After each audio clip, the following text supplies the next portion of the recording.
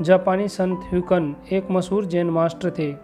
उनके आत्म संयम, त्याग और साधना के कारण न केवल वहाँ की सारी जनता बल्कि सम्राट तक उनका सम्मान करते थे। एक बार राजा का सेनापति उनके दर्शन करने आया। दर्शन करने के पश्चात उसने संत से एक विचित्र प्रश्न किया। उसने पूछा, महाराज, यह बताइए कि क्या स्वर्ग और नरक का अस्तित्व वास्तव में है या वह केवल एक कल्पना मात्र और लोगों को डराने का ही एक साधन है। मास्टर ह्युकन पहले तो एकटक उसकी ओर देखते रहे।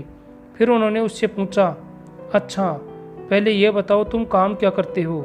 सेनापति ने गर्व भरे शब्द में उत्तर दिया, मैं एक सेनापति हूँ। संत ह्युकन ने शांत स्वर में कहा, क्या तुम एक सेनापति हो?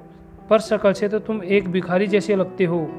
जिसने भी तुम्हें सेनापति बनाया है वह अव्वल दर्जे का बेवकूफ़ मालूम पड़ता है। यह सुनते ही उस सेनापति की त्योरी छट गई। भयंकर क्रोध में उसका हाथ सीधे तलवार की मुठ पर चला गया। उसे तलवार लेते हुए देखने के पश्चात भी संत ह्युकन तनिक भी विचलित नहीं हुए, बल्कि उसे बोध कराने के उद्देश्य से बोले, अच्छा, तो तुम्हारे पास तलवार भी है, पर इसकी धार तो पैनी नहीं मालूम पड़ती। फिर इससे मेरा सिर कैसे उड़ाओगे? मेरी मानो तो तुम्हें दूसरी तलवार लेनी चाहिए। ह्युकन के इन शब्दों ने आग में घी का काम किया। सेनापति का क्रोध सातवें आसमान पर पहुंच गया। उसने झट से तलवार म्यान से बाहर निकाली। तभी संत प्रेम से बोले, लो, अब नरक के द्वार खुल गए। उनकी वाणी के अपूर्व तेज और निर्भीकता को देखकर वह नतमस्तक हो गया। उनकी बात पूरी होने से पहले ही उसने अपनी तलवार म्यान में रख ली। क्रोध की वह प्रचंड अग्नि जो अपमान से एकदम भड़क उठी थी, अब विवेक के शीतल जल से शांत हो गई थी। वास्तव में व्यक्ति जिस क्षण क्रोध की अवस्था में होता है उस समय वह नरक की स्थिति में होता है। सेनापति के तलवार म्यान में रखते ही संत ह्युकन बोले, लो, अब स्वर्ग के द्वार खुल गए।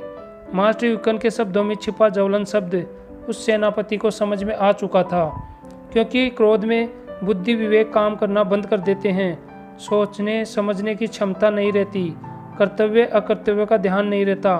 बस एक प्रचंड अग्नि हमारे संपूर्ण अस्तित्व को जलाने लगती है। क्रोध में हम दूसरों को जितना अहित करते हैं उससे कहीं अधिक अहित खुद का कर बैठते हैं। ये एक नाग की तरह हमें डसता रहता है। जिस समय हम क्रोध के राक्षस से पीछा छुड़ा लेते हैं वही समय हमारे लिए परम शांतिदायक बन जाता है। और स्वर्ग आखिर भी है क्या?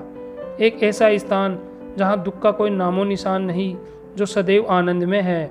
वास्तव में हमारा मन ही हमारे लिए स्वर्ग और नरक का निर्माण करता है।